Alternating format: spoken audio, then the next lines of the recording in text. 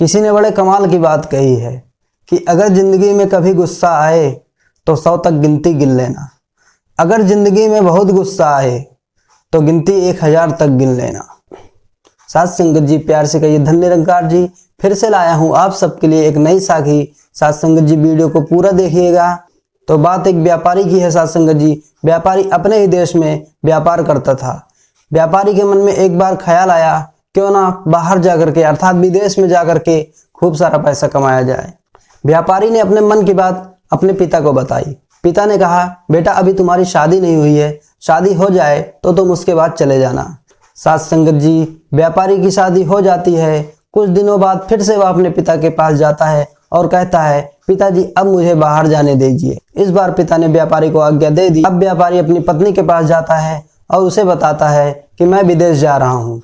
साथ संगत जी, पत्नी भी बोलती है, ठीक है आप जैसा करना चाहते हैं वैसा कीजिए, आप जो भी करेंगे वह अच्छा करेंगे, हमारे भले के लिए ही करेंगे। साथ संगत जी, गर्भवती पत्नी को व्यापारी छोड़ करके विदेश के लिए निकल जाता है। विदेश जाकर के व्यापारी ने खूब अच्छा पैसा कमाना शुरू कर दिया। करीब 16-17 साल बीत गए। उसके बाद व्यापारी ने सोचा, अब तो काफी पैसे कमा चुका हूँ, क्यों ना आप घर की ओर चला जाए। समंदर के रास्ते जब जहाज से व्यापारी घर के लिए आ रहा था तो उसने जहाज पर एक ऐसे व्यक्ति को देखा जो कि काफी उदास बैठा था। वह उस व्यक्ति के पास गया और उससे पूछा, बताइए आप इतने दुखी क्यों हैं।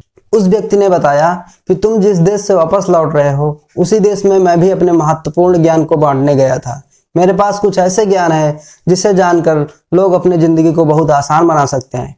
उनकी जिंदगी की समस्याएं लगभग हल हो सकती हैं, लेकिन वहां पर मेरे ज्ञान को लेने वाला कोई था ही नहीं। व्यापारी ने सोचा, अगर इस व्यक्ति के पास इतना अच्छा ज्ञान है तो क्यों ना इस देश का मान रखने के लिए मैं ही थोड़े ज्ञान ले लेता हूँ। व्यापारी ने कहा, चलो ठीक है, मैं आपसे ज्ञान लेने के लिए तैयार हूँ। उस व्यक्ति ने कहा, मैं आपको एक बात बताऊंगा, लेकिन उस बात के बदले आपसे 500 सोने के सिक्के लूंगा। साथ संगत जी, व्यापारी को एक बार तो लगा कि यह बहुत ज्यादा पैसे मांग रहा है, लेकिन व्यापारी ने ठीक ठाक पैसे कमाए थे, जिसकी वजह से उस व्यक्ति को उसने मना नहीं किया। साथ संगत जी, उस व्यक्ति ने व्यापारी को केवल इतना बताया कि जिंदगी में कभी कोई भी काम करने से पहले 2 मिनट तक जरूर सोच लेना। व्यापारी ने उस व्यक्ति की बात सुनी और पैसे दे करके घर की ओर अपने चला आया। साथ संगत जी, रात काफी हो चुकी थी। व्यापारी अपने घर पर पहुंचा और गार्ड से कहा, तुम किसी को कुछ मत बताओ, मैं घर पर पहुंचूंगा, बीबी मुझे अचानक देख करके खुश हो जाएगी। साथ संगत जी, दबे दबे पांव व्यापारी अपने कमरे की ओर चल पड़ता है। कमरे में वह जैसे ही पहुंचता है वह वहां का नजारा देखकर बड़ी तेज गुस्से में आ जाता है। वह देखता है कि उसकी बीवी के पास एक लड़का सोया हुआ है। यह देख करके वह यह सोचने लगता है कि मैं इतने दिनों से इसके लिए पैसे कमा रहा हूं और यह किसी और के साथ सोई है। वह तुरंत बरामदे में गया। बरामदे में से उसने तलवार उठाई और अपने कमरे की ओर चल दिए। व्यापारी मन ही मन सोच रहा था कि आज इसके किए की सजा इसको दे ही दूंगा। जैसे ही व्यापारी ने अपनी तलवार ऊपर उठाई तभी उसके दिमाग में उस व्यक्ति की बात याद आ गई। इसके बाद अचानक पत्नी की भी आंख खुल जाती है। वह अपने पति के पास आती है और पास सोए हुए लड़के को बुलाती है। वह कहती है, बेटा आओ, ये तुम्हारे पिताजी हैं, इनके पैर छुओ। साथ संगत जी, इतना सुनते ही पति का गुस्सा एकदम से शांत हो गया। वह लड़का आता है। जैसे ही वह अपने पिता के पैर छूने के लिए झुकता है तो उसकी पगड़ी खुल जाती है। साथ संगत जी, पत्नी अपने पति को बताती है कि यह आपकी बेटी है जिसे मैंने एक लड़के की तरह पाला है।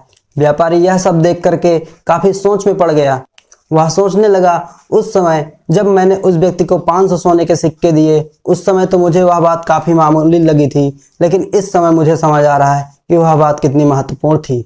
अगर व्यापारी गुस्से में 2 मिनट तक नहीं सोचता तो दृश्य कुछ और हो जाता। साथ संगत जी, छोटी सी साखी है लेकिन हमें यह सीख देती है कि जब भी कोई भी काम करना चाहिए तो हमें थोड़ा सा सोच लेना चाहिए। तो साथ संगत जी, यह छोटी सी साखी आप सबको कैसे लगी?